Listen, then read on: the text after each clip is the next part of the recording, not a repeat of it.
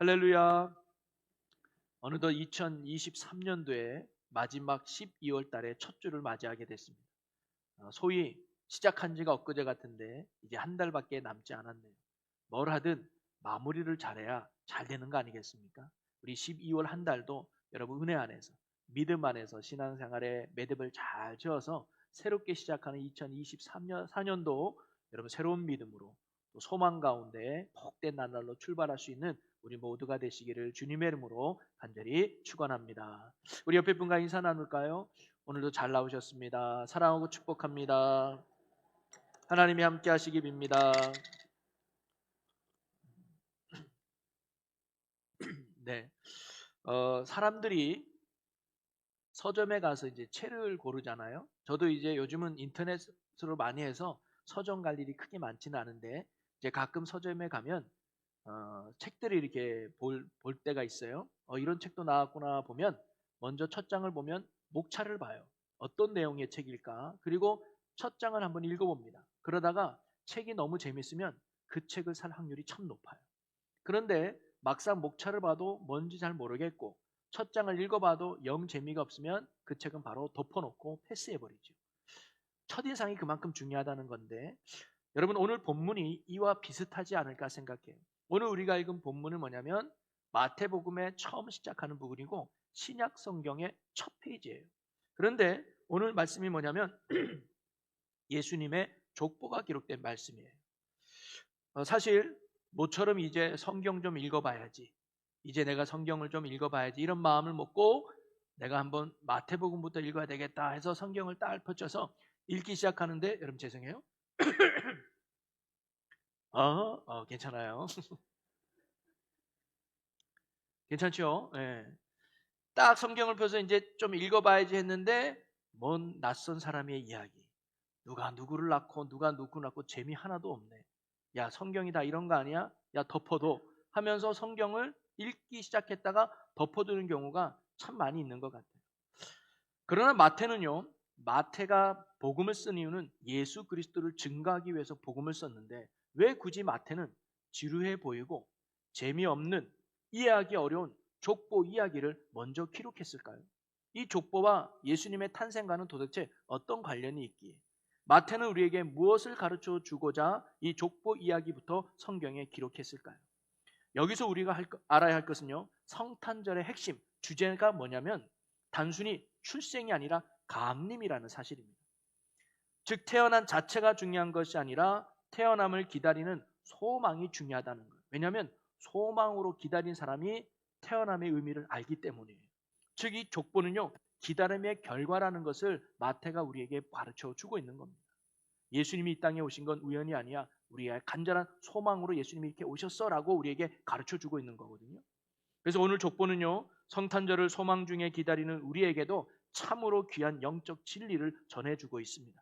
어떤 영적 진리가 있는지, 이 족보 속에 담겨 있는지 그 의미를 한번 살펴보면서 은혜를 함께 나누고자 하는데요. 첫 번째로 우리가 나누고 싶은 내용은 뭐냐면 족보는 한마디로 예수님이 이 땅에 오셨다는 것을 증명해 주는 내용이에요. 자, 마태는 예수님의 탄생이 그냥 듣기 좋은 재미난 이야기로만 치부하지 않았습니다. 그것은 역사적 사실이며 실제로 일어난 일임을 강조하기 위해서 마태는 족보를 기록했다는 거예요. 예수님은 어쩌다가 갑자기 나타난 인물이 아니라는 거죠. 예수님을 보내주신 것은 오래전부터 아담과 하와가 타락해서 하나님을 잃어버린 그때부터 우리를 구원하시기 위한 하나님의 놀라운 계획 속에 진행된 결과임을 보여주는 게 족보입니다. 한마디로 예수님의 탄생 이야기는 허구가 아니라 실제 있었던 이야기라는 거예요. 그러면서 예수님이 오셨다는 것은 구원을 위한 좋은 충고가 아니라 구원을 위한 기쁜 소식으로 오셨다는 것을 강조해주고 있는 겁니다. 쉽게 말해 이 말은요, 예수는 우리가 구원을 받도록 도와주시는 분이 아니라 그분 자체가 우리의 구원이 되신다는 사실입니다.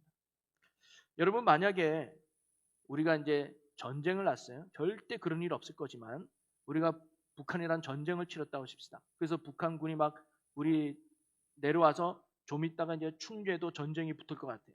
그러면 이 충주에 사는 우리들에게 필요한 게 뭘까요? 이럴 때 어떻게 해야 되는지에 대한 누군가의 조언이죠. 뭐 군사 전문가들이 와서 총은 이렇게 쏴야 됩니다. 이럴 때는 이렇게 피신해야 됩니다. 이럴 때는 이렇게 전쟁을 해야 됩니다. 하면서 전쟁을 싸움의 기술이나 방법들을 가르쳐 줄 사람이 필요해요. 자, 그런데 그래도 우리나라 군대들이 좋아가지고 북한에 가서 이겼어요. 그래서 김정은이 항복을 했어. 그래서 전쟁은 이제 더 이상 치르지 않아. 자, 그렇다면 근데 우리는 아직 몰라요. 그러면 이런 상황에서 오늘 우리에게 필요한 게 뭘까요? 방법을 필요한 게 아니라 전쟁이 끝났다는 소식을 알려주는 사자가 필요한 거 아니겠습니까? 고문단, 전쟁 고문단이 필요한 게 아니라 전쟁이 끝났다는 것을 선포할 사자가 필요한 거예요. 여러분, 성경의 사자라는 말은 헬라어 단어에 보면 앙겔로스인데 이 의미가 천사라는 의미도 담겨져 있어요. 즉 기쁜 소식을 전해줬다는 거죠. 사자는요, 너희는 이렇게 해야 한다라고 말하지 않고 너희에게 큰 기쁨의 소식을 너희에게 전하노라 라고 말하는 게 사자예요. 다시 말해서 이제 그만 도망쳐라. 그만 총을 쏴도 된다. 이제 더 이상 땅을 안 파도 된다. 전쟁에 싸워 이기려고 애쓰지 마라. 이미 끝났다라고 말해준다는 거예요. 전쟁은 끝났고 상황은 달라졌습니다. 그래서 더 이상 총을 쏘지 않아도 돼요. 더 이상 군화를 신고 다녔지 않아도 됩니다. 더 이상 밤새 눈 뜨고 보초를 서지 않아도 돼요. 상황이 변한 거예요. 여러분, 예수님이 이 땅에 오셨다는 것은요, 구원을 위한 좋은 충고로 오신 것이 절대 아니라는 거예요. 너희에게 구원이 임했다고 하는 구원 그 자체의 소식을 전해주러 예수님이 오셨다는 사실입니다. 바로 우리를 구원하시기 위해 하나님이신 예수님이 이 땅에 오셨다는 것이죠. 다른 종교들에서는요, 구원을 이루는 것을 쟁취하는 것으로 이해합니다. 그래서 또 그렇게 가르치고 전하기도 하죠. 당신이 힘써야 구원을 얻을 수 있어. 당신이 노력해야 받을 수 있어. 구원을 얻기 위해서는 절대 가만히 있으면 안 돼. 반드시 뭔가 해야 돼. 기도를 많이 하거나 말씀을 많이 읽거나 또는 그 말씀에 순종해서 착한 일을 많이 하거나 그래야 너에게 구원이 임하고 네가 구원을 받을 수 있어라고 세상 종교는 가르쳐요. 그런데 기독교의 구원과 복음은 전혀 다릅니다. 예수님은 구원을 얻는 방법을 가르쳐 주기 위해서 이 땅에 오신 분이 아니에요. 그분 자체가 구원의 길이고 그분 자체가 구원의 진리며 그분 자체가 구원의 생명이 되신다는 말씀입니다. 예수님은 오셔서 내가 곧 영적 구원의 실체다. 너희가 결코 구원이 되는 나에게 올 수 없었기 때문에 내가 너희에게로 내려왔다라고 예수님이 말씀하시는 거예요. 이것은 구원의 좋은 충고가 아니라 바로 구원의 기쁜 소식이 예수님이 되신다는 사실입니다. 구원을 위해서 이런 노력을 기울여야 돼라고 말하러 오는 것이 아니라 구원을 성취되었다라고 소식으로 오신 분이 바로 예수님이라는 사실이죠. 물론 성탄절은 하나님이 우리를 구원하러 오신 이야기의 시작에 불과하기도 합니다. 그분은 이 땅에서 우리의 죄를 대신해서 십자가를 지셔야 했고 우리가 받아야 할 죄값을 그분이 대신 당하신 것이죠. 그리고 죄인된 우리가 누워 있어야 될 말구 위에 예수님이 대신 누우신 것이고 죄 있는 우리가 누워 있어야 될 그 십자가 위에 예수님이 대신 누우신 겁니다. 그리고 우리는 그분의 사랑과 희생 그리고 은혜로 말미암아 구원을 얻게 된 것이죠. 예수님은 구원을 위한 좋은 충고나 안내자로 이 땅에 오신 것이 아니라 예수님 그분 자체가 우리에게 구원을 주시기 위해서 우리에게 구원을 얻게 하여서 오신 구원의 기쁜 소식이 된다는 것입니다. 그분 안에 구원이 있고 그분 안에 생명이 있는 줄로 믿습니다. 그러기에 여러분, 기독교는요, 몸과 마음을 닦는 심신수양의 종교가 아닙니다. 기독교는 단지 복된 삶을 위한 지혜를 얻고 지침을 얻는 그런 종교가 아니라는 거죠. 물론 기독교는 우리가 살아가는 방식에 많은 영향을 줍니다. 그러나 근본적으로 기독교의 메시지는 뭐냐면 우리에게는 구원이 필요하며 그 구원은 털끝만큼도 우리의 행위에서 얻을 수 없으며 오직 예수님이 이루신 일로서 일어난다는 것입니다. 그분이 이 땅에 오셨고 그분이 십자가에서 죽으셨고 그분의 부활로 말미암아 우리에게 구원이 성취됐다는 거예요. 우리가 구원을 얻는 것은 윤리적으로 살았기에 도덕적으로 깨끗했기에 걔가 천선하거나 심지어 교회라고 하는 공동체 안에 들어왔기 때문에 우리가 구원을 얻는 게 절대 아닙니다. 오직 구원자 되시는 예수 그리스도를 믿음으로 말미암아 우리에게 구원이 주어지는 줄로 믿으시기를 바랍니다. 예수님을 통해서만이 우리가 구원을 얻는 거예요. 왜? 그분이 구원의 기쁜 소식이거든요. 구원은 오직 예수님으로 충분하다는 겁니다. 더 이상 필요한 것은 아무것도 없습니다. 그분이 모든 것을 이루어 놓은 거예요. 우리는 믿음으로 받아들이면 된다는 거예요. 오늘 우리에게 예수님이 오셨다는 것은 단순한 구원의 방법이나 어떤 구원의 충고로 오신 분이 아니라 예수님 그분 자체가 구원되심을 알려주는 구원의 기쁜 소식으로 오셨다는 것이 바로 예수님이 오셨다는 영적 진리인 겁니다. 오늘 우리가 예수님이 구원의 소식으로 오셨다는 것을 잊지 않고 그분만이 진정한 참된 구원자가 되심을 믿는 믿음 안에 살아갈 수 있는 우리 모두가 되기를 주님의 이름으로 간절히 소망합니다. 또 하나 이 족보 이야기를 통해서 깨달을 수 있는 것은 뭐냐면 이 세상 그 누구도 하나님의 가족이 될 수 있다는 것을 보여줘요. 자, 먼저 우리는 마태가 살았던 그 시대의 문화를 좀 이해할 필요가 있는데요. 여러분, 지금 우리가 살아갈 때는 내가 어떤 사람인가를 알리기 위해서 이력서라는 걸 쓰죠. 그래서 사람들에게 내가 누굽니다라는 것을 이력서를 내밀면 이분이 똑똑하구나, 이 사람이 이런 재주가 있구나, 이 사람이 이런 경력자라구나 라는 것을 이력서를 통해서 보지 않습니까? 근데 과거에 마태가 살았던 그 시대에 나에 대한 이력서를 뭘로 보여주느냐? 그게 족보예요, 족보. 내가 어떤 사람인지, 내가 누구인지를 보여주는 그 가치는 족보에 담겨 있습니다. 왜냐하면 그 당시는 가족 중심의 공동체이기 때문에 내 아버지가 누구냐가 내 가치예요. 내 자녀가 누구냐가 내 가치예요. 내가 어느 가문에 살고 있느냐가 내 뼈대요, 내 가치라 이 말이죠. 여러분, 오늘날도 우리가 이력서를 낼 때 보면 나쁜 건 안 쓰잖아요. 실패한 거 안 쓰잖아요. 어려운 건 안 써요. 좋은 것만 쓰죠. 그래야 내 가치가 올라가니까. 과거 족보를 기록할 때도 마찬가지입니다. 우리 가문이 얼마나 좋은 가문인지, 우리 가문이 얼마나 빛나는 가문인지는요, 좋은 사람들 이름만 적는 거예요. 거기에 죄인들, 감옥에 갔던 사람들, 나쁜 사람들을 빼는 게 당연하죠. 과거 마태가 살았던 그 시대도 마찬가지입니다. 더 그랬을 거죠. 왜? 족보는 곧 나의 가치를 의미하는 것이.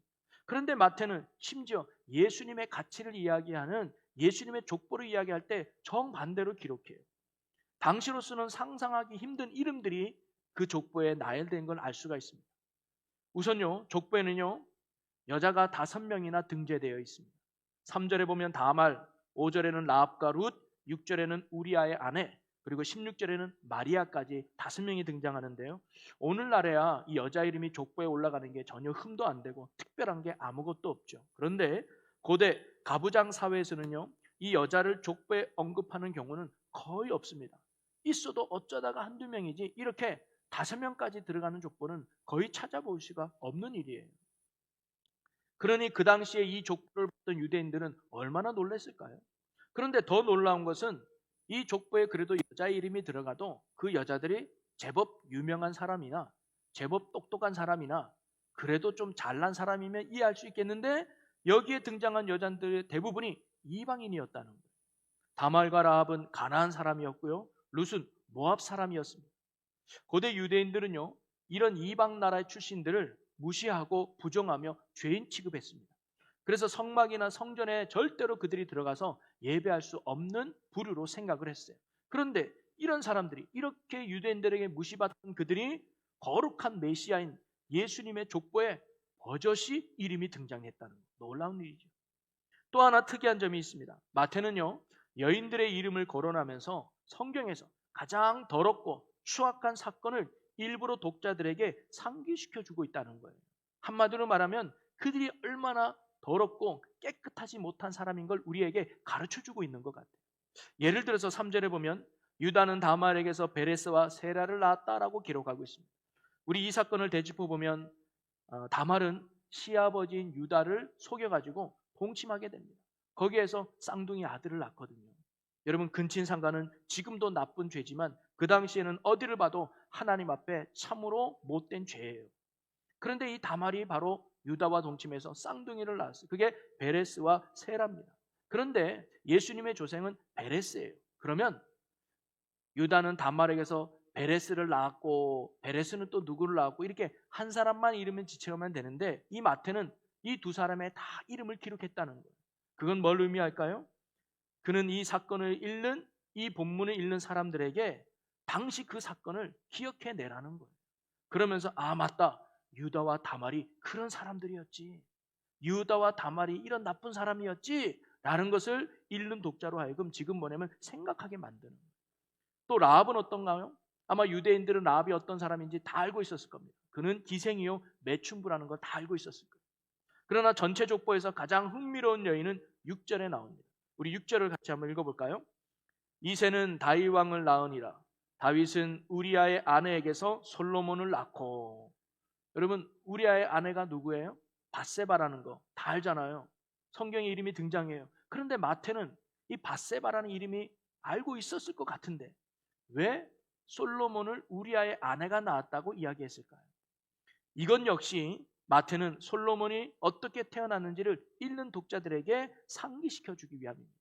그 가정이 어떤 가정이었는지, 다윗이 어떤 죄를 지었는지 읽는 독자들에게 생각나게 만드는 거죠.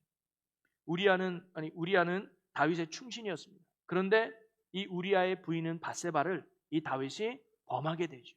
그리고 임신하게 됩니다. 자기의 죄가 들킬까봐 우리아를 전쟁터에 보내서 죽게 만들죠. 그리고는 밧세바를 강제로 자기 아내로 맞아들이게 됩니다.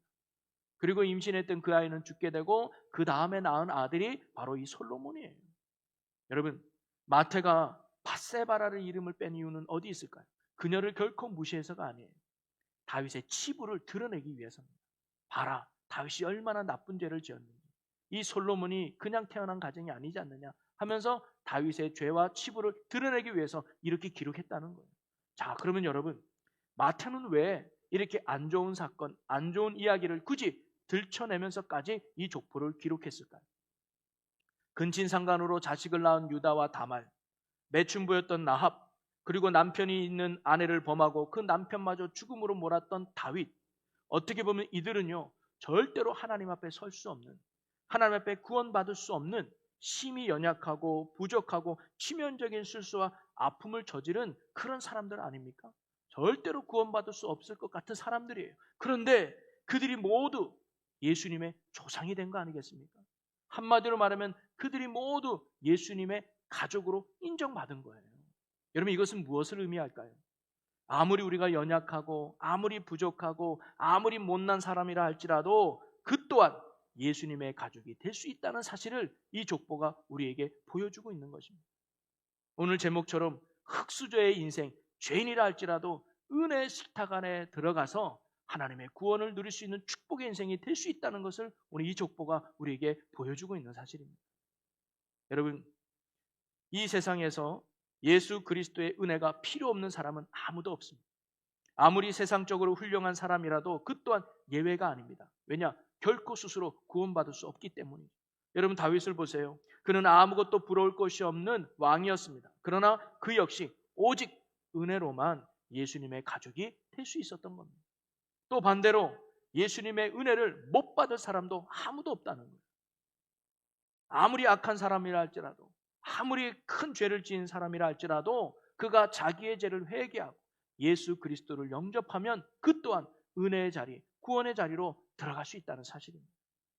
예수 그리스도 안에서는요, 창녀와 왕, 남자와 여자, 유대인과 이방인 또는 서로 다른 민족이나 인종, 도덕적인 사람이냐 또는 부도덕한 사람이나 모두 예수 은혜 안에서는 동등합니다.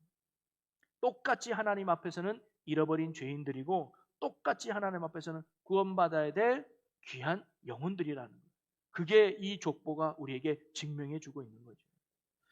오늘 예수님의 족보는요, 우리가 잘났든 못났든 예수님의 가족이 될 수 있음을 보여주고 있습니다. 세상 속에서나 잘났고 못났도가 구분되지만 예수님은 우리의 수준이나 우리의 형편을 보며 우리를 결코 판단하지 않습니다. 예수님이 보시는 건 오직 믿음입니다. 우리가 죄를 회개하고 예수 그리스도를 나의 주로 믿으면, 영접하면 예수님은 우리의 모든 죄를 덮어주시고 우리를 은혜의 자리로, 은혜의 식탁으로, 구원의 자리로 예수님이 우리를 인도해 주신다는 사실이죠. 하나님은 여러분이 지금 어떤 위치에 있는지, 어떤 자리에 있든지, 때로는 세상 사람들에게 손가락질 받고 무시당하는 자리에 있다 할지라도 하나님은 결코 여러분을 부끄러워하지 않습니다. 우리를 다 하나님의 자녀로 귀히 여기시며 지금도 사랑하고 계시다는 사실이죠. 이 세상 그 누구도 하나님의 가족이 될 수 있다는 것을 보여주는 게 바로 이 족보의 의미라는 사실입니다. 또 하나 이 족보에서 우리가 배울 수 있는 큰 교훈이 있는데 그건 뭐냐면 늦더라도 하나님의 약속은 반드시 이루어진다는 것을 보여주고 있습니다. 오늘 1절에 보니까 아브라함과 다윗의 자손 예수 그리스도의 계보라라고 이야기해요. 즉 아브라함의 약속부터 시작됐다는 것을 의미하는데요. 하나님이 아브라함을 부르실 때 약속을 하셨습니다. 내가 너로 큰 민족을 이룰 것이고 그 민족이 너로 복을 받을 것이다. 하나님이 약속하셨거든요. 그 약속이 누구 때 이루어진 거예요? 예수가 태어나면서 이루어진 거예요. 그런데 사실 이러한 축복의 약속은 창세기로 거슬러 올라가 볼 수 있습니다. 창세기 3장 15절에 보면 여자의 후손은 내 머리를 상하게 할 것이요 라는 말씀이 있거든요. 여기서 여자의 후손이 누구냐면 마리아에서 난 예수 그리스도를 의미합니다. 그 예수 그리스도가 사망 권세를 이긴다는 거예요. 우리에게 참된 구원과 참된 복을 이루어진다는 거죠. 바로 이러한 메시지를 천사가 마리아에게 나타나서 창세기에 예언했던 그 말씀이, 아브라함 때 약속했던 그 말씀, 이제 이루어졌다라고 마리아에게 선포한 거죠. 하나님의 말씀이 이루어지기까지 가만히 돌아보면 참 많은 시간이 흘렀다는 거예요. 수천 년, 수세기가 흘렀다는 거 아니겠습니까? 사실 그 과거에는요, 선지자를 보내고 예언자를 보내서 메시아가 올 것을 예언을 해요. 금방금방 올 것 같았어요. 그런데 예수님이 오시기 바로 직전 400년 동안은요, 아무런 메시지도 없었어요. 선지자도 보내지 않았고요, 아무런 예언자도 없었습니다. 그러다 보니까 이스라엘 백성들 안에는요, 야, 하나님이 우리를 잊으신 거 아닌가? 우리를 구원한다고 말씀하셨는데, 메시아를 보내줘서 우리를 구원하신다고는 약속하셨는데 아무런 징조도 안 보이고 아무런 말씀도 없으니 이거 하나님이 우리 잊은 거 아니야? 우리 이러다가 구원 못 받는 거 아니야? 이런 생각들이 이스라엘 백성들에게 있었어요. 그런데 그분이 오신 거 아닙니까? 예수님이 오셨다는 사실을 마태가 지금 이 족보를 통해서 우리에게 증거해주고 있는 거예요. 바로 오늘 족보는요, 더디지만 하나님의 약속은 반드시 이루어진다는 것을 우리에게 보여주고 있습니다. 여러분, 하나님의 시간표와 우리의 시간표는 다르다는 것을 알아야 돼요. 우리의 시간표로 하나님의 때를 판단할 수도 없고 판단해서도 안 된다는 거죠. 때로는 우리가 보기에는 더뎌요. 때로는 우리가 보기에는 약속이 이루어지지 않는 것 같아요. 그렇지만 하나님은 지금도 그 약속을 이루어가고 계시다는 사실입니다. 우리가 보기에는 너무나 늦어가지고 하나님이 우리를 잊어버리신 건 아닌가, 하나님의 약속이 성취 안 되는 건 아닌가라는 생각이 들 때도 있지만 여전히 하나님의 약속은 하나님의 때에 반드시 이루어지는 줄로 믿으시기를 바랍니다. 그리고 그 뜻이 이루어질 때는요, 우리의 상상을 초월해서 하나님이 놀랍도록 역사하신다는 거예요. 그러니 여러분, 우리는 하나님이 일하실 때를 믿고 그 때를 기다리며 인내하는 것이 성도의 마땅한 모습인 줄로 믿습니다. 바로 이 강림절이 우리에게 주는 아주 중요한 메시지가 바로 이거예요. 여러분, 요셉이요, 형들에게 팔려 노예가 되었을 때 그는 아마 이해할 수 없었을 겁니다. 또 억울하게 누명을 쓰고 감옥까지 갇혔을 때는 그는 하나님이 나 버린 거 아니야 라고 생각이 들었을지도 모를 거예요.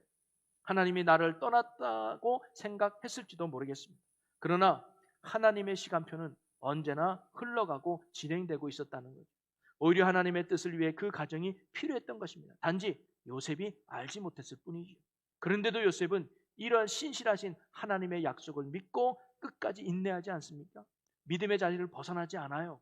그랬더니 결국 하나님의 때에 상상을 초월해서 요셉에게 역사하시는 하나님의 은혜를 우리가 보지 않습니까? 여러분, 우리의 인생이 우리의 생각대로 흘러가지 않을 수 있습니다. 아니, 흘러가지 않을 것입니다. 어떨 때는 더 꼬이고 더 꼬이는 우리의 인생의 문제를 만나기도 할 것입니다. 하나님이 때로 나를 버린 것만 같고, 하나님이 나를 사랑 안 하는 것만 같고, 하나님이 나를 떠난 것만 같이 느껴질 때가 우리에게도 있을 것입니다. 그러나 그것은 내 시간표와 하나님의 시간표가 다를 뿐이지 여전히 하나님은 일하고 계시다는 사실이에요. 그러니 여러분, 선하신 하나님을 끝까지 신뢰하시기 바랍니다. 여러분을 향해 가장 좋은 길로, 가장 완전한 길로 인도하시는 그 주님을 끝까지 신뢰하는 믿음이 오늘 우리의 믿음이 되시길 주님의 이름으로 간절히 소망합니다. 그분의 시간표는요, 오늘도 한치의 오차도 없이 정확하게 우리를 향해서 돌아가고 있다는 거예요. 단지 우리가 알지 못하기 뿐이에요. 그래서 필요한 게 뭐예요? 믿음이에요. 믿음은 바라는 것들의 실상이요, 보지 못하는 것들의 증거니라. 지금 보이지 않지만, 지금 손에 잡을 수 없지만 반드시 하나님이 나를 위해 일하고 계시다. 반드시 하나님이 나를 위해 성취하고 계시다. 그 믿음을 갖고 오늘의 말씀에 순종하며 나가는 거예요. 여러분, 팀 켈러 목사님이 이런 말씀을 했어요. 크리스마스는 우리에게 맷돌은 천천히 돌지만 큰 콩을 아주 고운 가루로 만드는 것을 보여준다. 맞습니다. 하나님은 우리를 잊은 듯 보일 수 있어요. 왜 이렇게 응답이 늦지? 왜 이렇게 축복이 늦지? 내가 이 문제를 놓고 이렇게 기도했는데 왜 이렇게 응답이 안 되지? 하나님이 내게 약속하신 것 같은데 왜 이렇게 역사가 안 일어나지? 하나님이 이 약속을 잃어버린 것 같고 하나님이 나를 잊은 것처럼 생각이 들 때도 있을 거예요. 그러나 지금도 모든 조치를 다 취해 놓으시고 놀라운 약속들을 지금도 성취하고 계시는 중인 줄로 믿으시기를 바랍니다. 하나님의 때에, 하나님의 시간에 반드시 역사하신다는 거예요. 그래서 에베소서 3장 20절에는 이런 말씀이 있습니다. 우리 가운데에서 역사하시는 능력대로 우리가 구하거나 생각하는 모든 것에 더 넘치도록 능히 하실 이에게 아멘. 우리가 생각하는 것보다 더 뛰어난 생각으로, 우리가 계획하는 것보다 더 뛰어난 계획으로 우리를 인도하고 계시는 하나님을 믿으시기를 바랍니다. 그러기에 지금 손에 잡히지 않는다 할지라도, 지금 눈에 보이지 않는다 할지라도 신실하게 모든 역사를 이루어 가시는 하나님을 믿고 감사와 순종으로 살아가는 것, 그것이 강림절을 맞이하는 우리의 올바른 신앙의 모습이라는 거예요.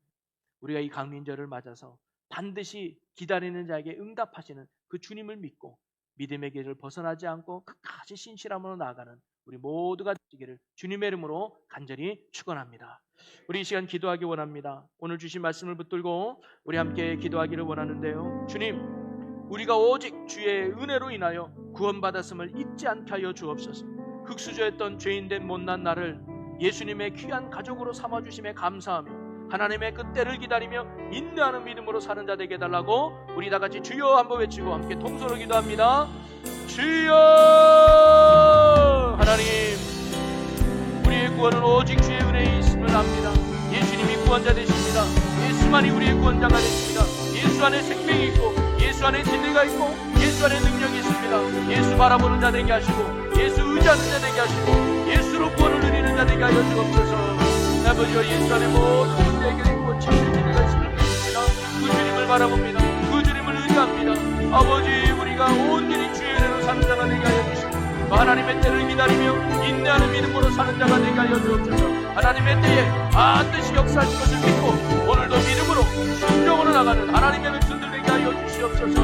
아멘. 이끄심을 찬양합니다. 하나님 역사하시고 인도하여 주시고 주관하여 주시옵소서. 아멘. 할렐루야. 살아계신 하나님 아버지, 우리에게는 구원받을 힘이 전혀 없습니다. 오직 모든 구원은 예수님께 있는 줄로 믿습니다. 우리가 온전히 믿음으로 말미암아 구원을 누리는 천국 백성들 되게 하여 주시옵소서. 흙수저요 죄인된 못난 나를 예수님의 그 사랑과 은혜로 구원의 식탁에 둘러앉아 함께 하나님과 교제할 수 있는 은혜 주심을 감사합니다. 이 감사를 잊지 않게 하여 주시고 또 하나님의 때를 기다리며 인내하며 믿음으로 늘 승리하는 우리 모두가 되게 하여 주시옵소서. 감사 영광을 주께 돌리며 예수님의 이름으로 기도합나이다. 아멘.